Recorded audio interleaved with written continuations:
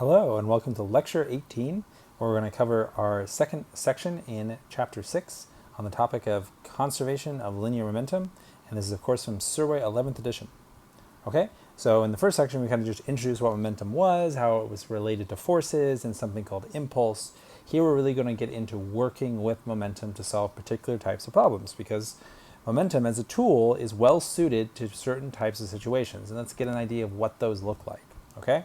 So this being kind of our first section of really kind of problem-solving examples, these are going to be kind of the simplest ones, then they get progressively more complex as we get towards the end of the chapter, so keep that in mind.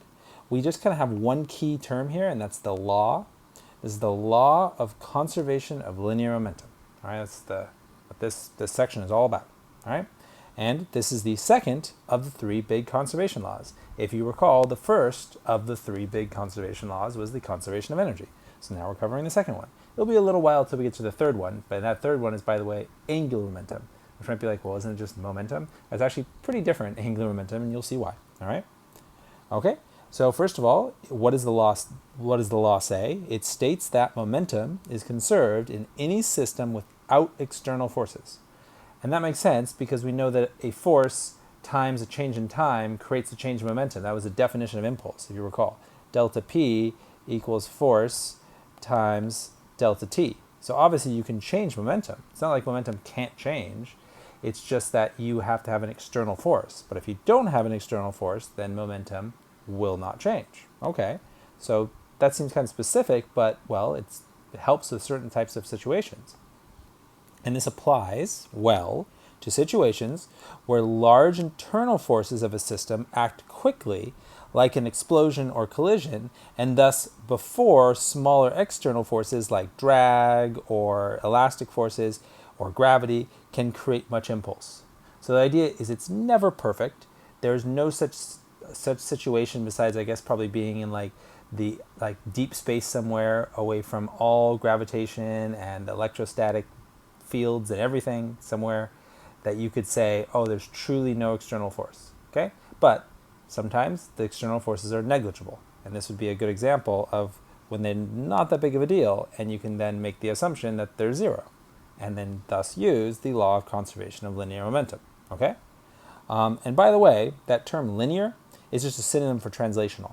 And I actually referred to momentum before as translational momentum.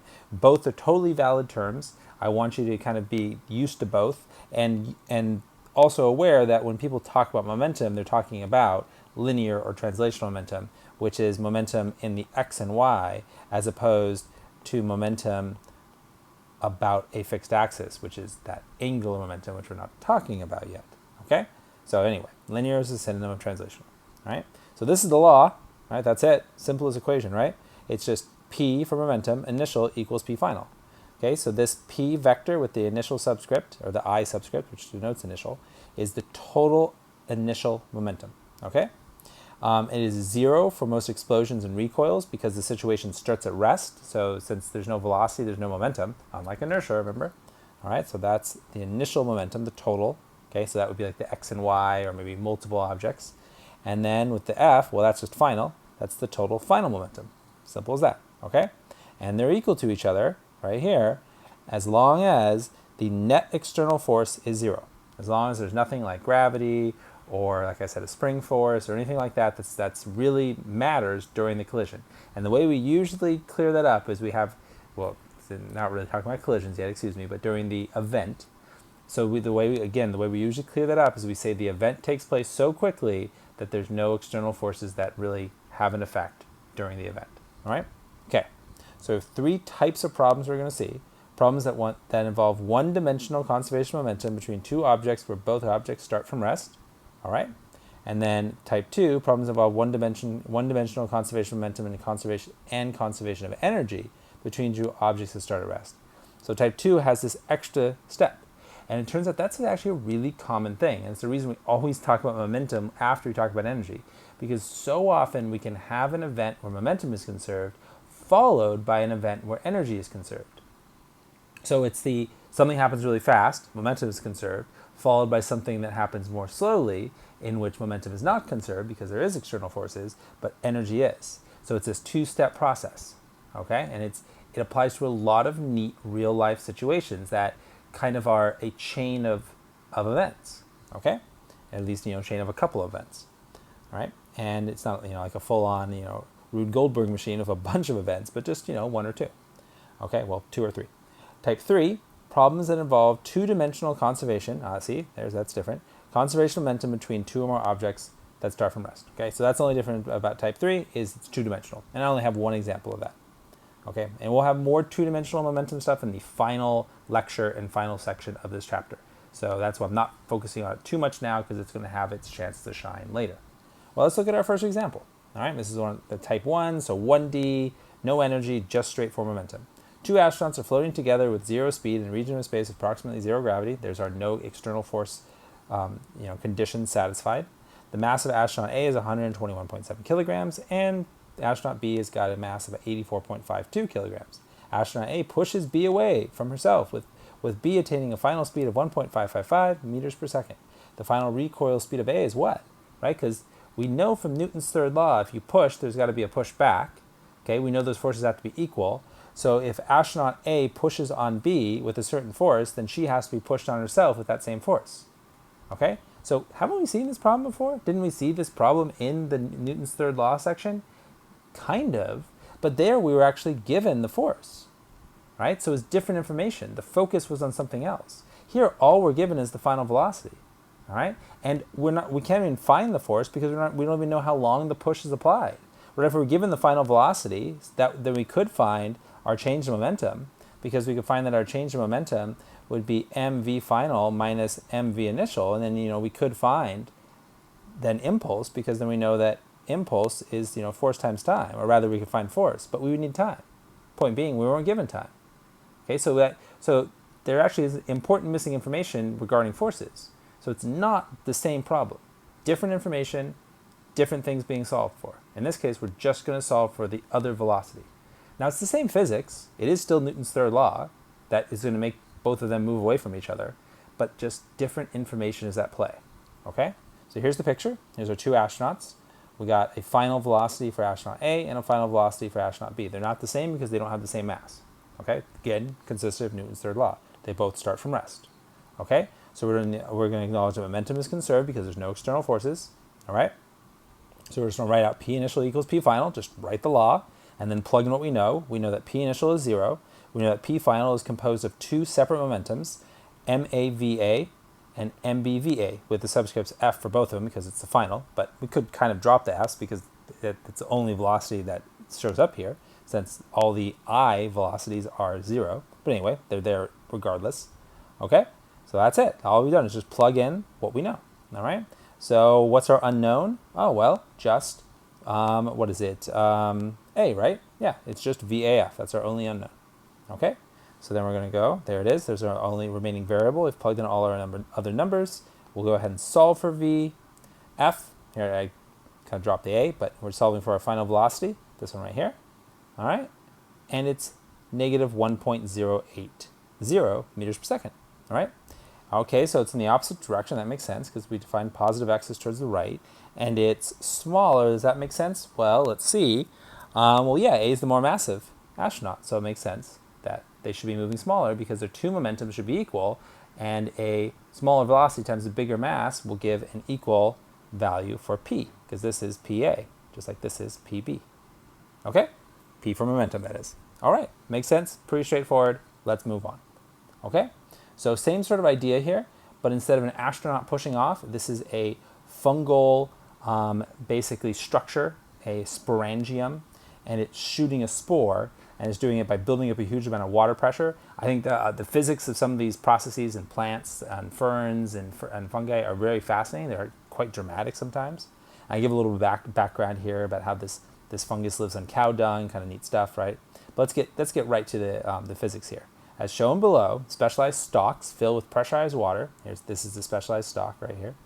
Okay, and they squirt the spore at high speed. Right? So the spore has a mass of 10 milligrams, so tiny, and the stalk has a mass of 60 milligrams, so larger but still small, and the recorded launch speed is 5.6 meters per second. Is that really high speed? Well, yeah, it's high speed when you're that small.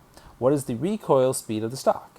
Okay, if the time for the spore to accelerate from rest to the final launch speed is 20 microseconds, then what is the impulse on the spore? Okay, so here we're given time, so we actually can find the impulse, right? But first of all, let's do something that's a lot like the last example and use the forward velocity of the spore, use the fact that this is going to be 5.6 meters per second to find how fast the stalk gets kicked back. The recoil velocity, just like when you fire a gun, the gun recoils. That's from conservation of momentum, okay?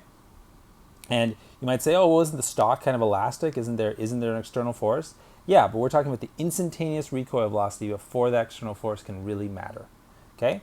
So our subscripts is B is for the stalk, A is for the spore, positive X is in the right direction, okay? Or towards the right, okay? So there it is, conservation law, initial momentum is 0, MAVA, MBVB, just like kind of last time. Plug in our numbers.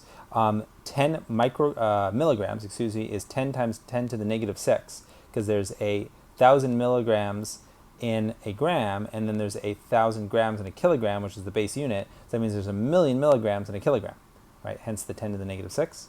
All right, there's our velocity, all right? And there is the mass of the stalk, and there's our unknown velocity for the stalk. We're going to go ahead and solve for it, all right? Canceling out the 10 to the negative 6 because we can, all right? And so that then gives us negative 0.93 meters per second. Yeah, significantly slower because it's 6 times more massive than the spore. Looks good to me. Okay, now let's find impulse, J. It's average force times change in time, okay?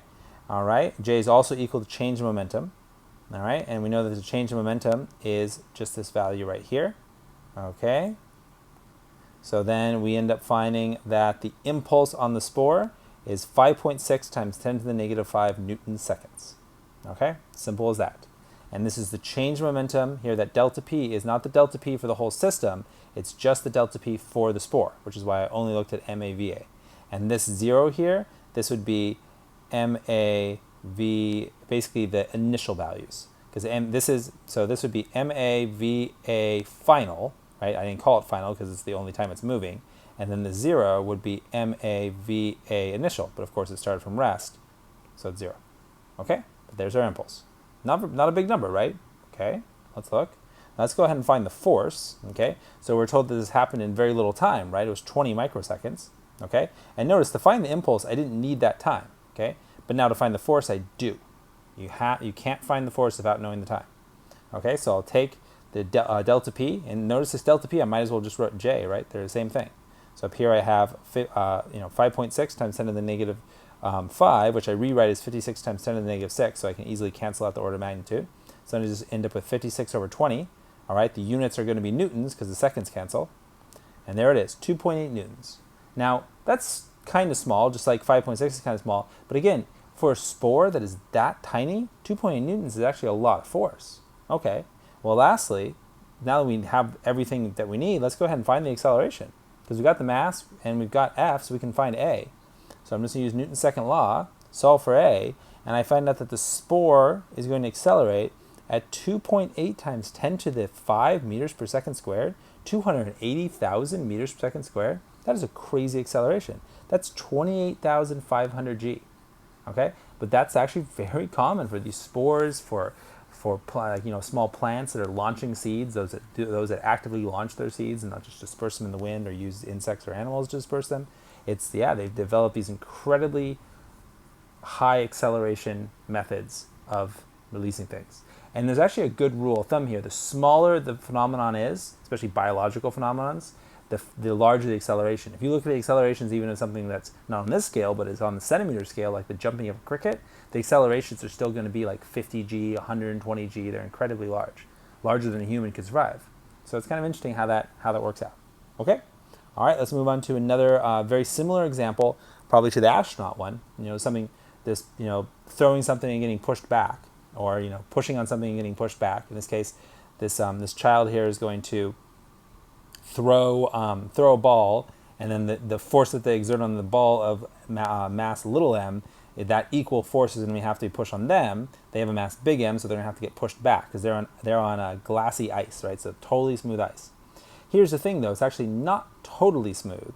So the idea is that this toss happens really quickly before the friction force can really matter. But once our skater here starts to slide backwards, the friction force does matter, and they won't slide forever. Eventually, they're going to come to rest because there is friction. So this is an external force, but external force is not going to show up during the momentum event, the toss, but instead is going to show up in the subsequent backward slide of the skater. So that's why this is a type 3 type problem, or excuse me, a type 2 problem, which is a problem that involves conservation of energy. Okay, so let's do it. So first of all, we're going to consider momentum. P final equals P initial. All right, so our P final, which we put on the left, right? We usually put it on the right, but we put it on the left, is just mv2, okay, that makes sense. Big M, v2, and then little m, v1, okay, consistent with the picture, all right? And then the initial momentum is 0 because initially everything was at rest, the ball and the skater. All right, so let's go ahead and solve for v2, the velocity of the skater, plug in the numbers, and, okay, so we get, okay, well, I haven't done the value, I haven't shown the value yet, but whatever this ratio is times 8.6 being the velocity of the ball, okay? And then we're going to use conservation of energy to say, okay, well then, the skater then, based on this velocity, has a certain amount of kinetic energy of the form 1/2 mv squared, and then all that kinetic energy is going to go to the work of friction. So conservation of energy ends up being this, okay? All right, so then we're going to plug it in. No, and here I actually go ahead and leave it in this form because this is a ratio of m, little m over m, and I put in that form because symbolically you'll see that it cleans things up nicely because the m's going to cancel here, all right? Okay, so then we're going to go ahead and solve for d, that's the distance, right? And then this of course right here is just the normal force, mg, right? And then this whole thing here is the friction force. And the friction force times d, that's the work done by friction. Okay, if you don't recall, you know, like what the work done by friction looks like in form. All right, and then we'll finally, right, solve it symbolically, plug in our numbers, and they slide for about 0.5 meter, 0.47 meters. Okay, not that far, but they weren't going that fast because they were significantly more massive, right, than the you know, because it said they have a mass of 70 kilograms, so they're way more massive than the ball, which is only 3.41. Okay. So they weren't going that fast to begin with. Okay, so there we have it. A momentum event followed by a conservation of energy event. Let's do another one. All right, this one's a bit more complex. You might say, oh wait, it's angle. This isn't 1D, but it's 1D because we have unmovable ground. So the momentum is only going to be conserved in this direction, okay, in the x direction. There is no conservation of momentum in the y direction because the ground is unmovable. There is an external force we can't ignore in the y direction, so it's not part of the problem. We only care about conservation in the x direction. Okay, there's a bit going on here. There's a cannon is attached to a carriage as shown that can roll along the horizontal platform without friction. Okay, the cart is connected to a short wall by a large spring, so we definitely have elastic energy at play here.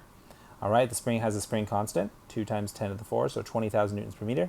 The cannon fires a cannonball with an initial velocity of 95 meters per second and an angle of 45 degrees at the platform. The cannon and the carriage weigh 45,000 newtons.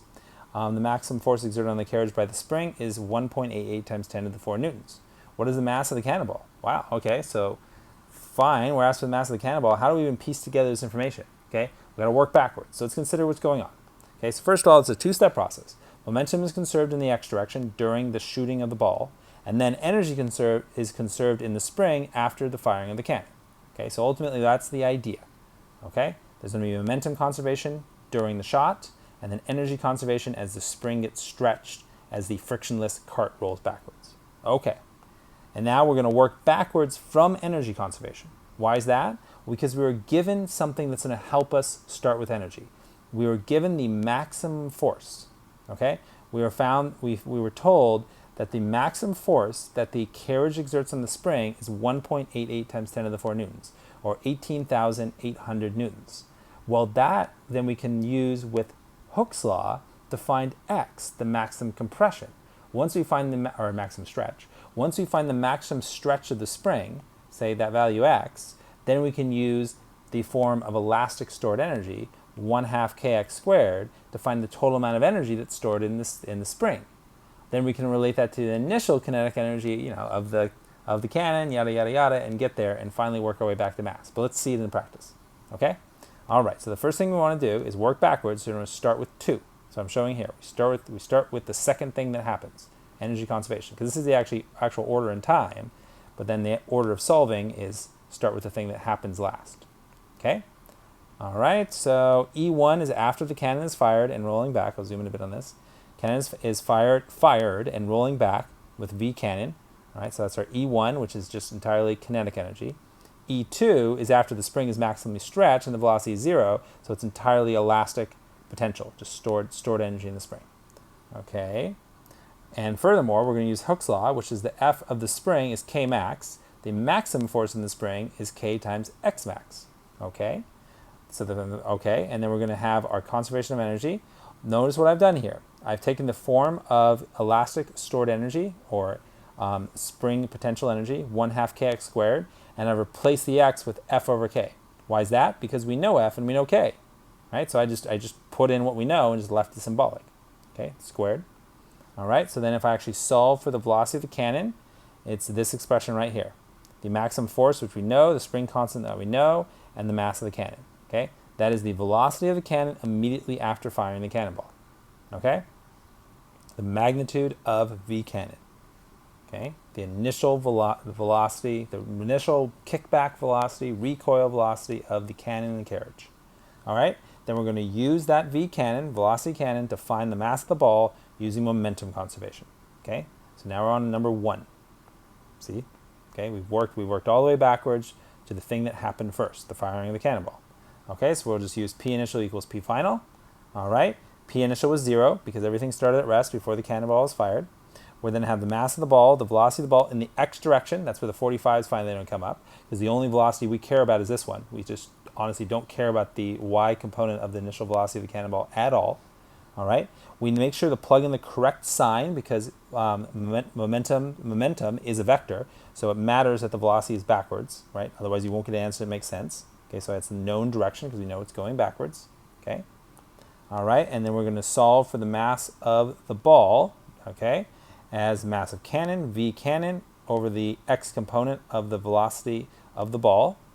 Okay, so there we go. Notice what I've done here is I've just replaced V cannon with what we know to be, which is just F over the square root of Km. All right, and so then I also acknowledge that we have M cannon here, and then we got an M cannon here. So there's an interesting little trick here. If you have M over the square root of M, that's the same as just the square root of M. Right, so let me write it all the way. So square root of M is the same as M over root M. If you don't believe me, think about what exponents are, or at least the root of a square root looks like as a numerical exponent. It's 1/2. Okay, well that's M over M 1/2. Well, by the laws of exponents, M over M 1/2 is the same as M to the 1 minus 1/2. Well, that's just 1/2. Oh, well then M to the 1/2 is just a square root. See how it works? Okay, and that's why I have my M cannon up in the numerator, whereas it used to be in the denominator. Okay, all right, and then I just plug in my numbers. All right, so then I plug in my maximum spring force. I plug in the velocity of the ball, which we were given is 95 meters per second. I plug in the cosine because I only care about the x component of that initial velocity of the cannonball, and the angle given is 45 degrees. I plug in the mass of the cannon, which was also given, and I plug in the spring constant. Okay. I left off Newton. I left off a unit there. Excuse me. That's not Newton, but it's Newton per meter. Didn't notice. Okay. All right, and there we go. We found our mysterious missing mass. We found out that the cannon ball that could have stretched this spring to that particular force had to have a mass of 134 kilograms. Okay, given that it was fired at that particular velocity, that particular angle. All right, so kind of interesting problem, I hope. Okay, so that's how you can really combine momentum conservation with lots of energy conservation. And we're going to see that again in the very next lecture where we do collisions, because there's a lot of situations we can have, instead of something recoiling, you can have two things crashing together and then compressing a spring, or then swinging up along as a pendulum or something, whatever it may be. Okay? All right, last example. This is our 2D example. A plate with a certain total mass of 425 grams is knocked off a table, shatters on the ground, pieces go flying in different directions. One piece is that has a mass of 125 grams is going to go due north. at a speed of 6.18 meters per second. Another piece with a mass of 215 grams, or even bigger one, travels due west at a speed of 2.93 meters per second. So then the last piece is then where is it going to go? What is its direction and speed going to be? Well, we can find that with conservation of momentum. Okay, so we're going to use conservation of momentum, but this time in two axes. Okay, so we're going to just do px initial equals px final and py initial equals py final. Okay, so we're just using the log twice. Okay, we're using it on those different components because it is a vector. Here's the picture. All right, here are the two pieces that we know everything about. We know their velocities, we know their masses, thus we know their momentum vectors. Okay, shown in the orange. And we're trying to find this. We're trying to find the missing velocity vector, v3. Okay, and we're trying to find its magnitude and its angle. So that's what we asked for, its direction and its speed. Okay, so here are known masses. That allows us to calculate our two known momentums. So P initial is this number, or P1, excuse me, is this number. P2 is that number. We know that P1 is due north, so it's only in the x direction. And then similarly, P2 is due west, which means it's only in the negative x direction. Oh, and I misspoke. This is in the positive y direction. So this one's positive y, and this one's negative x. Okay, but we'll see that show up in just a moment. All right, so here are our momentum equations. So they both have 0 as their initial, all right, in both components. Okay, in the x direction, we got negative P2 because it is, of course, going in the negative direction because west is negative x. All right, and here's our unknown. M3 is known, but V3x is unknown. Likewise, we know P1 and we know M3, but we don't know V3y. So essentially, we have two equations and two unknowns, but we can just straightforward solve for both of them. How is it that we know M3? Well, we just subtract these two masses from our total mass, which tells us the M3's got to be 85 grams. All right, so then we find one component at a time. So then the x component of V3, this velocity vector, the third fragment, is 7.41. Meanwhile, the y component is negative 9.09, because of course it's going in the south direction, because the velocity is going to be southeast. Okay, we're going to go ahead and find that angle theta using inverse tangent. All right, and it's opposite over adjacent, so it's y over x. And that gives us 50.8 degrees, specified as south of east. All right. If we did it as a unit circle, it would have to be this angle. So you either got to specify or stick with the unit circle convention. Here I specified. Okay, and then we're just going to use the Pythagorean theorem to find the magnitude, and it's 11.7. Okay, so all the same approach, but we're doing it in two axes. Okay, all right, so that's it for lecture 18, introducing how we're going to use conservation of momentum, and we're just going to see a bit more of that to wrap up this chapter. So thank you so much for watching. I hope it was informative. I will look out for any questions on this content. Bye for now.